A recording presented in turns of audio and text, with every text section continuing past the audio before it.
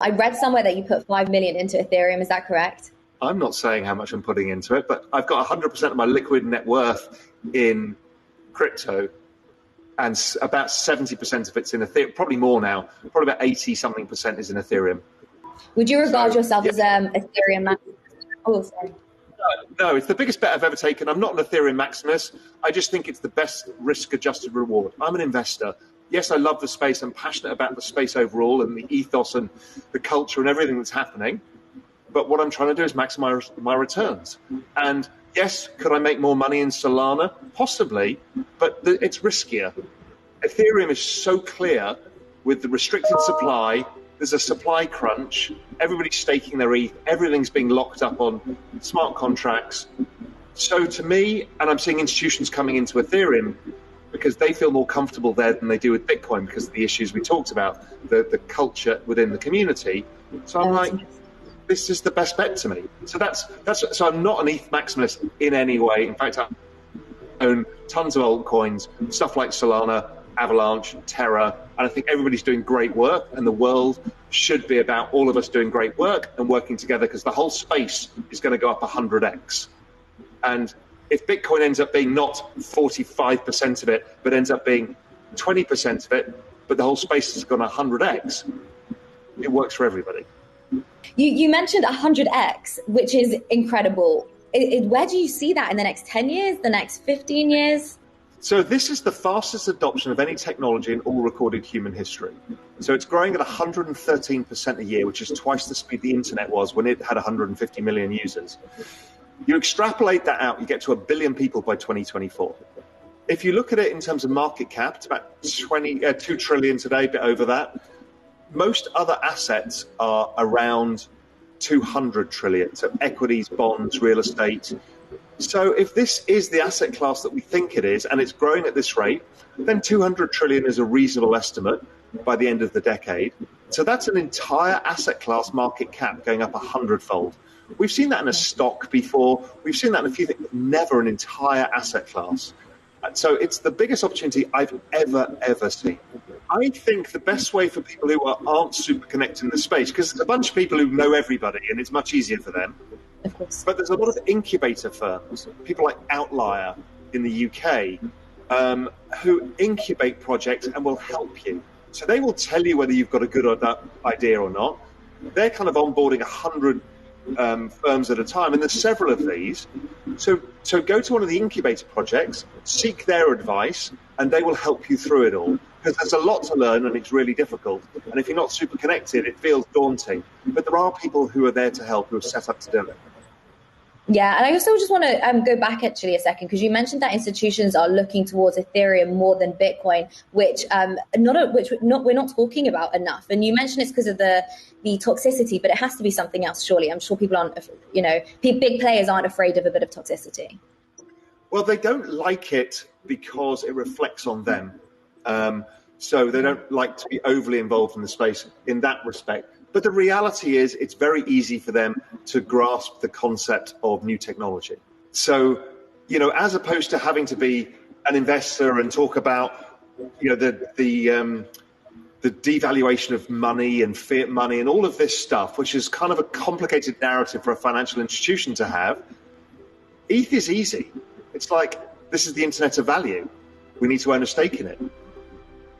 So that's why, and they're all building applications on ETH, and they're all looking at this, and ETH is more of a gateway drug to the kind of things that they're interested in, which is, smart contracts, and things like NFTs, what that can do for their business.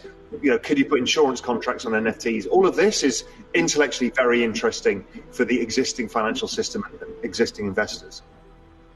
And in terms of third world markets, how do you see this entire industry playing out? I know there's a lot of adoption happening, of course, in Latin America and Africa. Do you see them as pioneers with this technology?